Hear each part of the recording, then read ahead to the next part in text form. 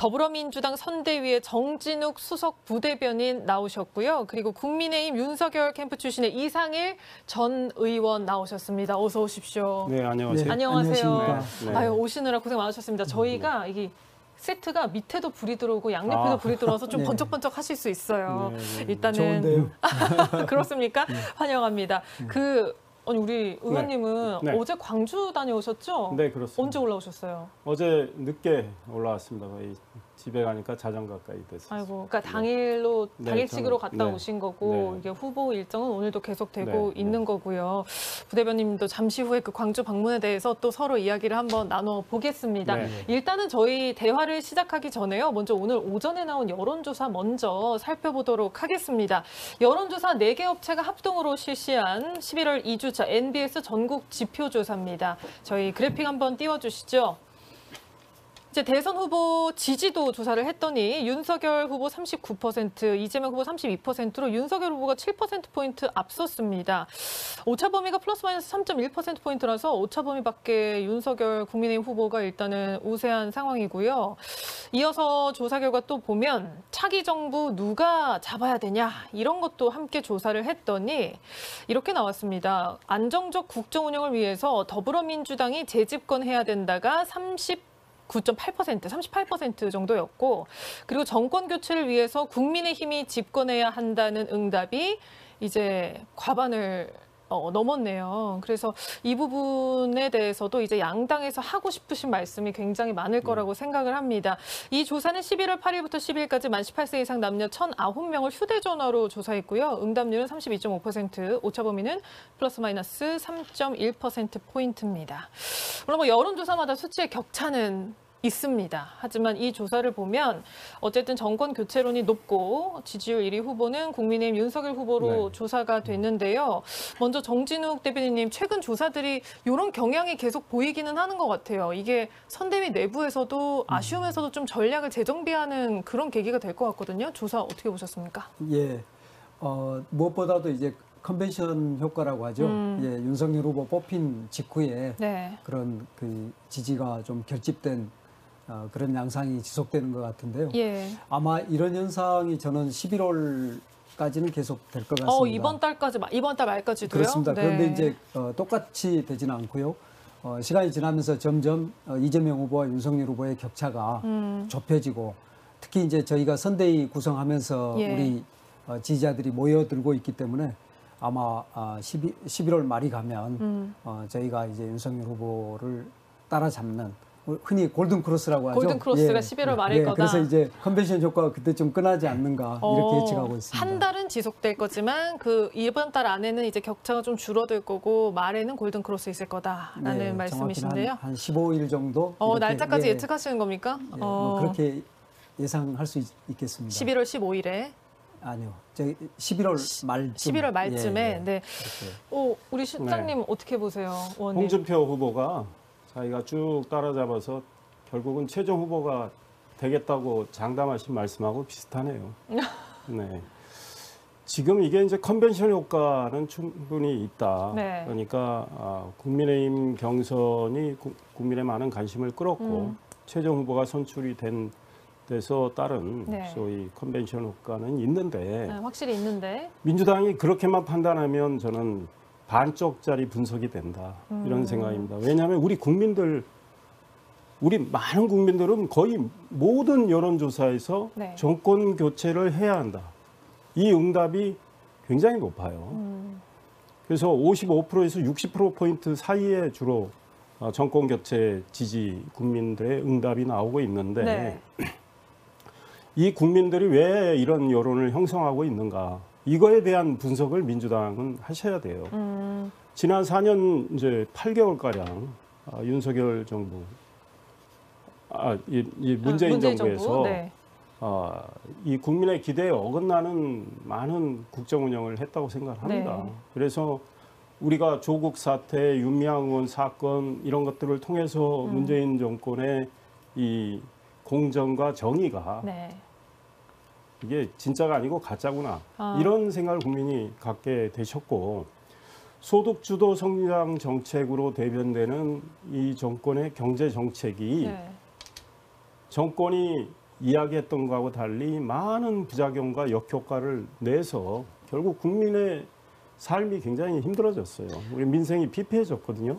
이런 것들이 다 반영돼서 안 되겠다. 바꿔보자. 이 여론이 있는 거예요. 20대에서조차도 정권교체 여론이 굉장히 높지 않습니까? 그런 잠깐 것들이 좀 말씀을 드릴까요? 제가 너무, 잠깐 이제 말씀 네. 끝나고 충분히 말씀하실 뭐 기회를 뭐 드릴 겁니다. 그런데 마무리해 주시죠. 네, 이런 것들이 반영이 돼서 이런 차이가 나기 때문에 컨벤션 효과뿐 아니고 정권교체 여론이 그만큼 높다. 그래서 민주당이 제대로 대응하지 못하면 격차가 더 벌어질 가능성이 크다 이런 말씀 드리고 싶습니다. 이게 단순히 컨벤션 효과로만은 볼 수 없다. 그냥 앞서 나가고 있는 거다라는 게 이상일 전 의원님 말씀인데 우리 대변인님은 어떤 답을 주시겠습니까? 윤석열 후보 쪽에서는 당연히 그런 말씀 하시지 예. 않겠습니까? 그런데 이제 그간에 문재인 정부가 해온 여러 가지 업적들이 있고 또 문재인 대통령께서 지금 어느 대통령보다도 높은 지지율을 가지고 있거든요. 국정 지지율 말씀하시는 거죠? 그렇죠. 예. 임기 말에 비교를 해본다면 그렇다는 그렇습니다. 말씀이실 것 같은데요. 부동산 정책으로 인한 민심에 좀 이반이 있는 것은 사실이고요. 그러나 그럼에도 불구하고 지금 그동안의 여론조사에서 윤석열 후보보다 이재명 후보가 훨씬 더 앞서가는 지지율을 보였습니다. 그래서 그런 것은 어떤 일관된 흐름이 아니고 정권교체론이라든가 이런 주장은 시간이 지나면서 이제 컨벤션 효과가 끝나고 또 우리 쪽의 어떤 그 선거에 대한 대비 또 우리 지지층의 결집 이런 게 이루어지면 금방 바뀔 수 있는 것인데 이게 장기적인 추세인 것처럼 말씀하시는 것은 지금 현재 단면을 보고 너무 길게 말씀하신다. 그래서 제가 네. 한 말씀 더 네, 드리면 짧게 하시죠. 대통령의 국정 지지율 얼마입니까? 지금 대통령의 국정 지지율 최근에 얼마나 하고 있어요?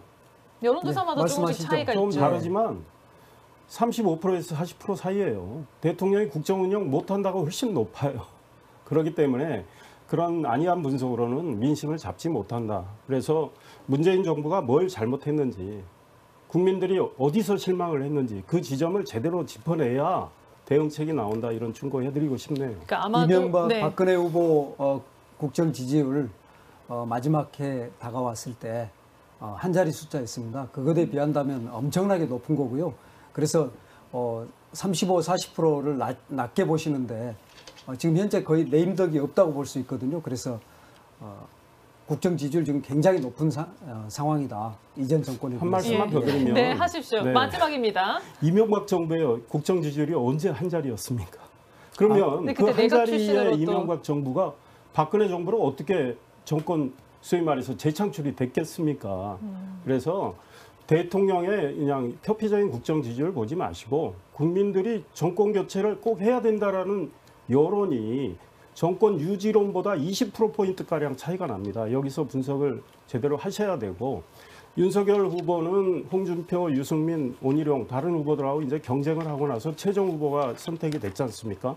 그 과정에서 20세대, 30세대에서 상대적으로 홍준표 후보가 훨씬 앞서갔지만 지금 보세요. 윤석열 대 이재명 이런 대결 구도가 나오니까 20대, 30대에서도 윤석열 후보가 앞서고 있지 않습니까? 그거는 그 세대에서조차도 정권 교체를 해야 된다는 여론이 높기 때문이라는 생각을 한번 해보시고 근본 대책을 마련하시는 게 좋겠다. 예, 아까 팩트에 대해서 말씀하셨으니까 마지막입니다. 우리 대변인도. 한 가지만 말씀드리겠습니다.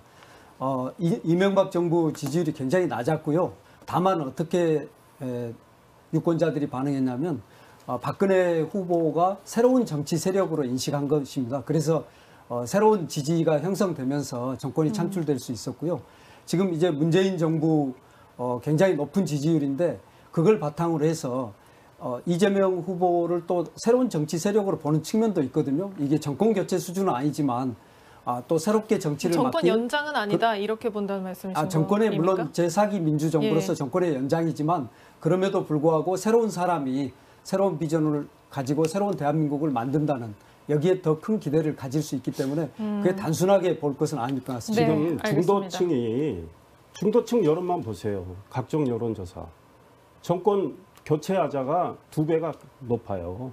그거는 이재명 후보가 되면 정권이 더 나빠질 거라는 우려가 섞여 있다 이런 말씀 드리고 싶고 이명박 정부 말기 때 갤럽 조사는 정권 교체론이 51% 정도 됐어요. 그리고 정권 유지론이 39% 정도 됐는데 그걸 이제 박근혜 당시 후보는 누가 봐도 이명박 전 대통령과 굉장히 차이가 있었단 말이죠. 그래서 그 차별화가 자연스럽게 국민들이 판단을 했기 때문에 그런데 그때도 정권 교체 여론은 지금보다 낮았어요. 근데 지금의 정권 교체 여론은 그때보다 훨씬 강합니다. 그래서 민심이 많이 떠나갔구나. 이런 데서 여당이 굉장히 위기의식을 느끼고 앞으로 대비책을 마련하는 게 좋을 겁니다. 이런 것 같아요. 여당은 여당대로 중도층을 포함해서 사람들의 마음을 어떻게 잡을 건지를 엄청 고민하실 것 같고 이제 야당은 정권을 되찾아와야 되니까 그 부분에서 또 치열하게 고민을 하시는 그런 과정으로 이해가 됩니다. 여론조사 하나를 봤는데 아무래도 결과가 희비가 갈리는 결과다 보니까 이렇게 처음부터 치열하게 토론이 진행이 되는 것 같고요. 이제 다음 키워드로 넘어가 보겠습니다. 본격적으로 현안에 대해서 이야기해 볼 텐데요. 첫 번째 저희가 고른 키워드는 호남 민심입니다. 당장 어제 있었던 윤석열 후보의 사과가 있었죠. 먼저 영상 보고 나서 함께 이야기 나눠보겠습니다. 존경하는 국민 여러분, 사랑하는 광주 시민 여러분, 제 발언으로 상처받으신 모든 분들께 머리 숙여 사과드립니다. 제가 대통령이 되면 슬프고 쓰라린 역사를 넘어 꿈과 희망이 넘치는 역동적인 광주와 호남을 만들겠습니다. 지켜봐 주십시오. 저 뒤에 우리 의원님 모습이 보여요. 현장에 이제 저희 5.18 국립민주묘지 갔는데 그 현장 분위기는 뭐 예상하신 대로였어요? 그렇죠. 이미 저희들이 도착하기 전에 이제 참배하는 걸 반대하시는 분들이 많이 계셨기 때문에요.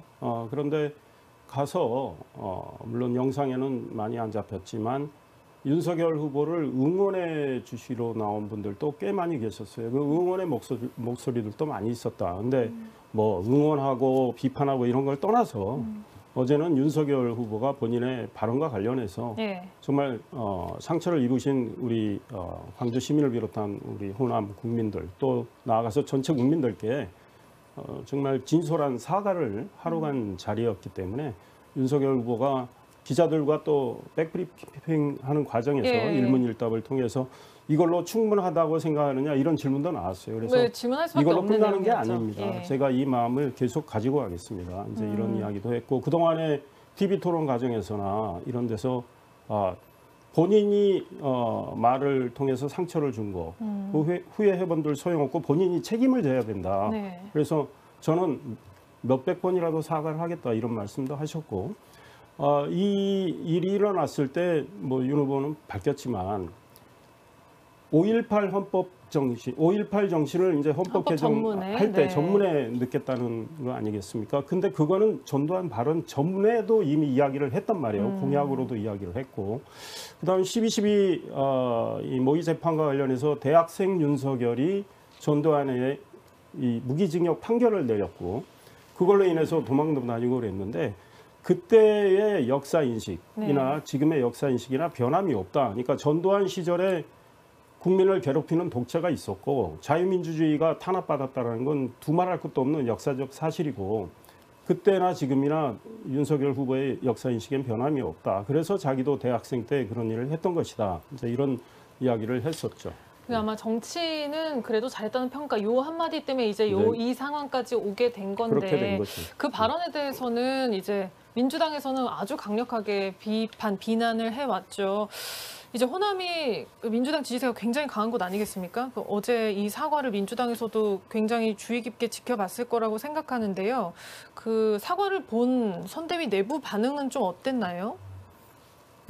우리 선대위 내부 반응뿐만 아니고 또 광주나 민주당 지지자분들의 반응을 그쪽 종합해서 상황을 또 좀 잘 아시니까 한마디로 대표님. 말씀드리면 윤석열 후보께서 광주에 가서 아마 한편의 쇼를 보여주고 싶었던 것 같아요. 그런데 이제 그 쇼가 기획을 열심히 했지만 가서 참배도 못하고 그곳을 지키는 대학생과 시민들에 의해서 막히면서 쇼 흥행에 실패했다. 저는 그렇게 보고요.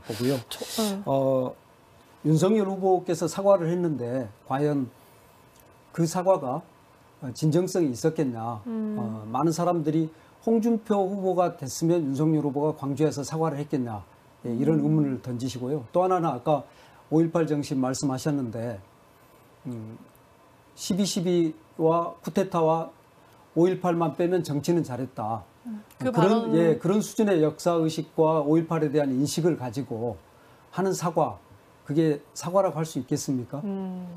그런데 오늘 어제 말이죠. 이재명 후보가 관훈클럽 토론회에서 음주운전자, 초보운전자 이야기 해가지고 비판을 받으니까 내 취지는 원래 내가 말씀하고자 하는 뜻은 그런 게 아니었습니다. 그렇게 어제 저는 해명을 하시죠. 그러니까 국민들이 판단할 겁니다. 그런데 이 쇼로 보신다는 건 뭐 정치 공세로 뭐 충분히 뭐 자유롭게 말씀하시는 건 저는 무방하다고 생각해요. 중요한 것은 국민들께서 어떻게 판단하시냐는 문제입니다. 그래서 맞습니다. 그거는 나중에 국민 여론 지켜보시고요. 윤석열 후보도 본인 입으로 이야기했지만 뭐 쇼하러 간 거 아닙니다. 그러니까 그건 국민들의 판단에 몫이고 민주당의 이제 그런 정치 공세가 호남 지역에서도 저는 과거만큼 먹히지 않을 거다. 아마 이 다음에 저랑 나중에 3월 9일 이후에 내기를 한번 해도 만나게 저는 되실 좋다고 거예요. 생각합니다. 저희가 모시겠습니다. 대선 이후에. 이명박 후보 때 호남에서 아마 7% 정도 득표를 했습니다. 한 자릿수였죠. 박근혜 후보가 호남에 공을 많이 들였어요. 그래서 황우여 대표가 한 달가량 이제 대선 때 광주에서 상주를 하면서 지지를 호소를 했고 박근혜 후보도 호남의 눈물을 닦아드리겠습니다. 이런 말씀도 하시면서 다가가려고 노력을 했어요. 그래서 10.5% 나왔습니다.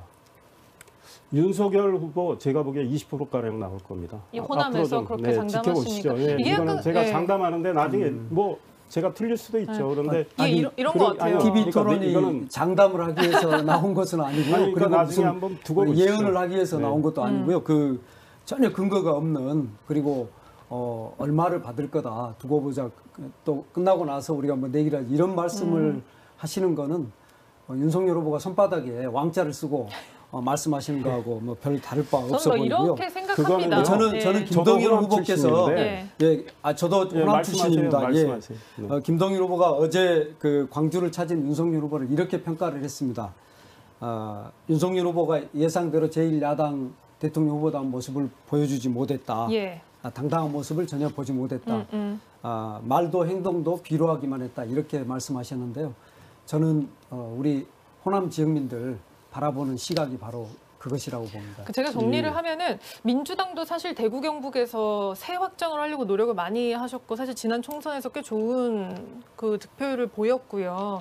국민의힘도 계속해서 김종인 비대위원장 취임 이후부터 계속 호남에 찾아갔지 않았습니까? 네, 국민의힘이 과거에 호남에 대해서 외면을 했던 걸 계속 반성을 하고 부족하다고 생각해서 더 진지하게 다가가려고 노력을 하고 호남에 계신 분들의 여러 가지 지금 뭐 민생의 문제나 이런 것들을 국민의힘이 부족하지만 해결하려고 노력을 이제 해오고 있습니다. 그런데 저도 호남 출신이지만 호남의 맞습니다. 민심과 기류도 많이 달라지고 있다고 저는 생각을 합니다. 그래서 민주당 출신이고 과거 김대중 대통령 때 청와대 비서관 출신인 박주선, 김동철 사선 의원이죠.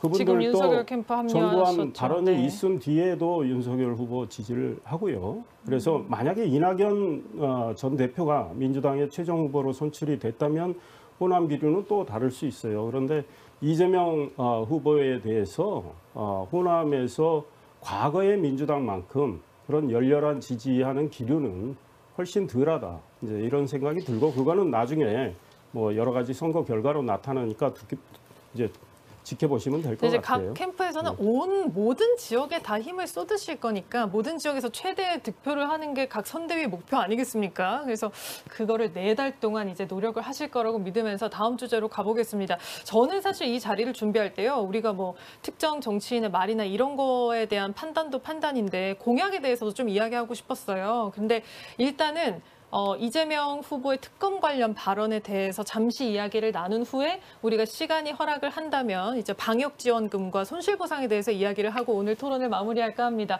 자, 이재명 후보 어제 관훈 토론회에서 특검 관련 얘기한 게 또 이슈가 되고 있는데요. 먼저 발언 함께 들으시고 이야기 함께 나누겠습니다. 문제에 대해서 검찰의 수사를 일단은 국가기관이 하는 일이니까 지켜보되 미진한 점이 있거나 또는 의문이 남는다면 저는 그게 특검 형식이든 어떤 형태로든 더 완벽한 철저한 진상규명과 그의 엄정한 책임 추궁이 반드시 필요하고 제가 무슨 문제가 있습니까? 예를 들면 직원을 잘못 관리했다. 뭐 예를 들면 충분히 100% 완벽하게 유능하지 못했다는 점 지적 외에 구체적으로 뭘 잘못했다는 겁니까? 발언이 관훈토론회 거의 초반부에 나와서요. 이런 발언이 초반부에 나오면 기자들이 너무 바쁩니다. 왜냐하면 처음에는 좀 긴장 풀고 있어요. 처음에는 그냥 인사만 하고 이제 질의응답에서 뭔가 나오겠거니 했는데 초반부터 이제 특검 얘기가 나와서 기사가 많이 났습니다. 어쨌든 요약해보면 특검 받을 수 있다. 대신에 윤석열 후보 부산저축은행 관련해서도 특검 함께 하자 이렇게 제안을 한 거라고 지금 이해를 하면 될 텐데요. 이게 과거에는 민주당과 이재명 후보 모두 특검 요구 자체가 정치 공세다. 어차피 특검 결과는 대선 전에 안 나오기 때문이다라고 이야기했는데 이런 결론을 내고 발언을 하게 된 배경 혹은 과정 좀 소개를 해주시죠, 대변인님. 우리 국민들이 묘하게도 예. 특검에 대한 신뢰가 굉장히 높습니다. 실제로 그렇습니다. 특검을 통해서 어떤 그 결과를 낸 게 그렇게 많지 않은데요. 그럼에도 불구하고 기존 검찰에 대한 불신이 높다 보니까 특검을 통해서 해결하려고 하는 일종의 뭐 특검 만능주의랄까요? 이제 이런 게 있었는데요. 사실은 대장동 수사 같은 경우는 국민들이 원하는 것은 빠른 시간 안에 그리고 또 빠르고 신속하고 철저한 수사를 통해서 어떤 실체적 진실을 밝히는 것이거든요. 그런데 이제 특검법을 만들고 특검을 하게 되면 특검법 만들고 그다음에 특별검사를 임명하고 또 사무실 만들고 직원을 뽑고 하는 이런 과정들이 몇 달이 걸립니다. 그래서 이런 과정에서 정치 공세는 심해지고 또 의혹만 높아진 이 상황에서는 이재명 후보로서는 하루빨리 진실을 먼저 국민들께 보여주는 게 필요하다. 그런 의미에서 검찰 수사를 통해서 빠른 시간 안에 진실을 보여주는 게 필요하다는 입장에서 그동안에 특검을 반대한 것이지 그래왔죠. 특검 네. 자체를 반대한 것은 아니거든요. 그래서 이번에도 이재명 후보님께서는 일정한 이제 조건을 말씀하시지 않았습니까? 예. 이 검찰 수사가 미진하다면 그 다음에 특검을 기꺼이 받아들이겠다. 그러니까 이게 당장 하자는 얘기는 아니다라는 말씀이신 거예요? 그렇죠. 예. 지금 현재 검찰 수사가 이제 마무리 단계 한창 진행 중이고요. 곧 마무리 단계로 갈 것 같습니다. 그러면 그런 결과를 보고 예. 그럼에도 불구하고 국민들이 이 결과에 대해서는 만족하지 못한다. 그럴 때는 이제 특검을 해도 되겠지만 만약에 우리가 처음부터 특검을 받았다면 아마 특검에 대한 절차라든가 특검 대상이라든가 이런 논의를 하면서 지금도 시간을 보내고 있을 거거든요. 근데 그 사이에 지금 유동규, 김만배, 남욱 다 구속되고 그러면서 상당한 진실들이 밝혀지지 않았습니까? 수사가 계속 진전이 되고 있습니다. 그렇죠. 그리고 또 그 과정에서 이재명 후보가 전혀 연관이 없다. 어제 관훈토론회에 가서도 말씀드렸지만 관훈토론회는 우리 이상일 실장님도 잘 아시겠지만 우리 대한민국을 대표하는 언론인, 중견 언론인들의 모임이신데 거기에서 어떤 다른 말씀 하실 수 없거든요. 거기에서 내가 어떤 잘못이 있는가. 예, 잘못이 있다면 직원 관리를 잘못했고 5년 뒤에 부동산 폭등이 일어날 거라는 걸 예측하고 미리 막지 못했다는 100% 유능하지 못했다는 거에 어떤 잘못이 있는가 이렇게 말씀하셨거든요. 그래서 저는 특검 충분히 수용할 수 있지만 검찰 수사를 지켜보고 하자는 이재명 후보 말씀에 동의합니다. 어쨌든 조건부이긴 한데 뭐 예를 들어서 뭐 윤석열 후보 측에서는 부산저축은행도 특검하자고 그럼 우리는 할 수 있다 이런 반응도 낼 수 있잖아요. 어제 이 발언 어떻게 받아들이셨고 또 그 조건들 수용하실 수 있으신지? 이재명 후보는 말은 조건부 특검인데 특검 안 하겠다는 거죠. 검찰 수사를 지켜보고 미진한 게 있으면 아마 특검하자. 그 미진하다는 기준이 본인의 기준과 국민의 기준이 다를 겁니다. 이미 우리 국민은 미진하다고 보고 있는 거예요. 검찰 수사가 얼마나 부실하게 진행되고 있는지 국민은 다 안다. 뭐 마무리 단계라고 말씀을 하셨는데 마무리 단계라면 몸통은 놔두고 꼬리 자르기 하는 수사 마무리. 그건 당연히 국민은 미진하다고 생각할 텐데 이재명 후보가 생각하는 미진함은 다를 거다라는 거고 우리 국민이 왜 지금 70%가량이 특검을 하자고 하겠습니까? 그러니까 그 70%에는 민주당 지지층도 꽤 있는 거죠. 그거는 검찰 수사 못 믿겠다는 겁니다. 그리고 우리 이제 정 부대변인께서 네. 특검하는데 시간이 엄청 걸린다고 하는데요. 특검은 의지의 문제예요. 이미 상설특검법이 있고 법무부 장관이 특검 지시하면 바로 특검이 그날부터 가동될 수 있는 구조가 돼 있어요. 심지어 특검법을 처리한다고 가정할 때는 법무부 장관 지시 말고 국회에서 따로 입법을 한다고 할 때 민주당이 그 많은 의석 가지고 법안 하루 만에 뚝딱 해치운 적도 있어요. 특검법 가동하면 특검 준비 기간 한 20일이 정도밖에 안 걸려요. 몇 달이 아니고 그 이제 사이에 특검을 누가 검찰은 추천할 거냐 뭐 이런 문제들이 아니 그러니까 있어서 의지만 있으면 금방 이루어진다니까요. 그 사이에 검찰이 그러면 손 놓고 있느냐? 그게 아니에요. 드루킹 특검, 박근혜 전 대통령 특검 다 맞지 않습니까? 검찰이 계속 수사를 해요. 그리고 특검이 정식 가동이 되면 그때 자료 넘겨주지 않습니까? 그리고 특검을 통해서 아까 뭐 밝혀낸 게 별로 없다는 취지로 말씀하셨는데 드루킹 특검 이게 어떻게 된 겁니까? 경찰이 부실 수사한 거 특검이 다 밝혀내서 대통령이 측근 김경수 전 경남지사가 지금 소위 말해서 옥중 생활하고 있는 거 아닙니까? 박근혜 전 대통령 마찬가지예요. 검찰 수사한 거 바로 이어받아서 그 특검 때문에 이 결과가 나왔다. 특검을 국민이 지금 이야기하는 건 예. 다수 여론이 특검을 도입하자고 하는 건 검찰 수사로는 이 사건의 실체를 우리 정수석 부대변인 말씀하신 네. 대로 신속하고도 철저하게 못 밝혀낸다 이거예요.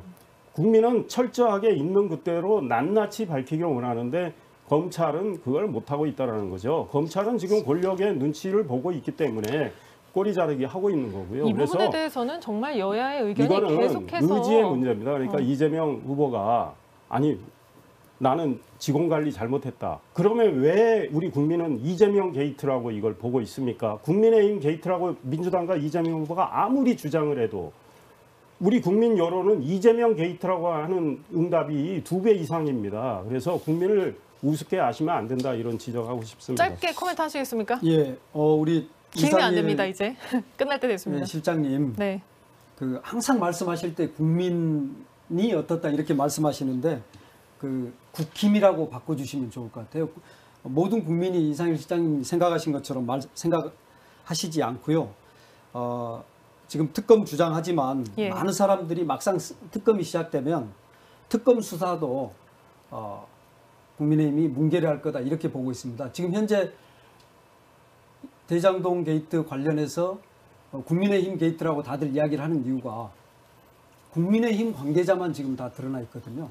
근데 지금 이렇게 돼 있는 상황에서 국민의힘이 앞으로 어떻게 나올지 대부분의 사람들이 꼬리 자르게 하고 그러면서 그 인사들과 거리 두기를 하고 오늘 지금 곽상도 의원도 사직안이 통과가 되지 않았습니까? 이러면 이제 앞으로 그러면 곽상도 의원은 국민의힘 관계자가 아닙니까? 그런 방식으로 그 특검을 접근하면 안 될 것 같고요. 예, 얼마든지 저희는 특검을 받을 수 있다. 다만 지금 현재 검찰의 수사가 있기 때문에 검찰의 수사를 지켜본다 이런 입장입니다. 그리고 특검은 짧게 하시죠. 아니 이제 제가 말씀할 때마다 마지막 마무리를 이상일 시장님이 하시다 보니까 제 말씀 전체가 항상 문제가 있는 것처럼 그렇게 되곤 합니다. 그래서 말씀하시면 제가 저한테 또 발언권을 또 주십시오. 네, 그렇게 하시죠. 이제 저희한테 2분 정도 남아 있기 때문에 그러니까 짧게 하시죠. 국민은 민주당도 국민을 많이 이야기하잖아요. 그러니까 여론조사 제대로 보세요. 우리가 국민의 여론을 객관적으로 지금 측정할 수 있는 국민의힘의 주장이면 국민의힘의 주장이라고 말씀을 하셔야지. 그게 국민의 주장이다. 여론조사에서 한 번도 국민의힘 주장이란 말씀을 하시지 않으셨어요. 아니 모든 걸 다 국민의 주장이라고 겁니다. 말씀하신 제 겁니다. 얘기 좀 듣고 그래서 말씀하시죠. 제가 국힘의 주장이라고 바꾸라고 말씀드린 겁니다. 그러니까 지금 토론의 기본을 좀 같이 이제 갖추시고요. 자, 마지막 한 번씩 가고 끝내겠습니다. 힘은 특검 주장하고 있고 모든 여론조사에서 이걸 이재명 게이트다, 이걸 특검하자 여론이 훨씬 높은 거를 보세요. 그게 일단 객관적인 지표라는 거고요. 이재명 후보가 처음 이 문제가 났을 때 뭐라 그랬습니까? 이거는 내가 설계한 거다. 그리고 이런 대장동 모델을 전국에 다 해야 된다. 그다음에 심지어 2018년 경기지사 후보로 나왔을 때 이건 내가 한 겁니다. 내가 5천억 환수한 겁니다. 대장동 공정을 환수한 것을 설계했다고 말씀하시죠. 15초 안에 마무리하시겠습니다. 이거를 본인이 일부 환수한 거지 일부. 그리고 그거는요. 소위 민간 개발 다 맡겨도 환수할 수 있는 거였습니다. 그러니까 민간 왜 개발하면은 우리 환수할 수가 국민이 없고요. 납득할 수가 없는 것은 토지를 강제 수용당한 싼값에 강제 수용당해서 본인의 재갑을 이제 받지 못한 대장동의 주민들 거기는 거기대로 손해보고 특정 민간 업체에게 그 천문학적인 이익이 그리 쏠리도록 한 책임 자기가 직원 관리 잘못한 책임입니까? 저는 네. 국힘이렇게 이제 마무리하겠습니다. 자, 마지막 30초 모든 드리겠습니다. 문제는 조례와 실장님, 정관을 보면요. 저도 이제 시장이 말씀 결재하게 한번 돼 있고 할까요? 이미 네. 10여 개 문건은 이재명 후보가 사인을 했습니다. LCT 이제 민간이 30분 1조를 끝냅니다. 벌어들였습니다. 그런데 공공 환수된 게 얼마입니까? 0원입니다. 그리고 전국에서 벌어지고 있는 민간 개발에서 기본적인 기부 체납에 공공 환수된 게 하나도 없습니다. 지금 그야말로 정말 당군 이래 가장 큰 액수, 약 5,700억에 이르는 금액을 공공 환수한 어떻게 보면 도시개발 사업의 모범적 사례거든요. 근데 이것을 지금 민간 이익이 높다 이렇게 이야기하는데 LCT에서 1조 원을 받았습니다. 민간이. 그리고 공공으로 환수한 게 하나도 없습니다. 거기에 관계된 사람들이 네, 대부분 15초 국힘과 안에 연관된 분들입니다. 마무리하겠습니다. 끝났습니까? 알겠습니다. 그러면 국민이 박수를 보내야죠. 그런데 왜 이재명 게이트라고 국민의 지금 현재 60% 부동산이 이상이 올라 있는 그럽니까? 상황에서 이런 일이 생기니까 지금 국민들 분노하고 있지만 저희가 집값 잡겠습니다. 그러면 또 국민들께서 다시 봐주실 겁니다. 그럴수록 더욱 특검이 받으시면 되겠네요. 자, 이제 아무 문제 정리하겠습니다. 없으니. 사실은 오늘 저희 공약 평가를 했어야 되는데 앞선 두 이슈가 워낙 또 양당이 예민하게 반응하는 문제다 보니까 오늘 이 손실보상과 방역지원금 관련해서는 다루지를 못했는데 두 분 다음 주에 또 자리해 주실 거죠? 그때는 다음 공약. 주에는 일이 있어가지고. 아, 다음 주 네. 못 나오신다고 하셨죠. 그럼 어쨌든 국민의힘에서 나오실 거니까 다음 주에는 이 방역지원금과 손실보상 포함해서 정책을 쌍방평가하는 그런 시간을 한번 가져보도록 하겠습니다. 예, 좋습니다. 오늘 두 분 예. 고생 많으셨습니다. 고생하셨습니다. 네, 고맙습니다. 명륜대전 예. 여기까지 하겠습니다.